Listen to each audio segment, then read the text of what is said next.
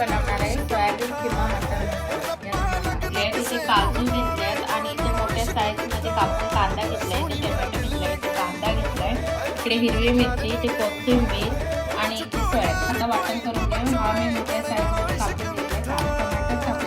आता काजूचे 3 मिरच्या टाकू. तर आपण आता हा पाणी काढून घेतलंय सोयाबीनचा. आता ते मिक्सरला बारीक करून घेऊ. चला तर आपण आता बनवायचं. तेल गरम झालंय, त्याच्यामध्ये जिरा टाकू, त्याच्यामध्ये थोडंसं हिंग टाकू, त्याच्यामध्ये मीठ टाकू थोडं. आपला कांदा शिजलाय पूर्णपणे. आता त्याच्यामध्ये वाटाणे टाकून जे आपण पेस्ट केलेली ना ती याच्यामध्ये टाकू. बघा आपलं पूर्णपणे तेल सोडलंय. आता आपण टाकू मिरची पावडर, हळदी पावडर, आता गरम मसाला पावडर पूर्ण मिक्स करून घेऊ मसाले.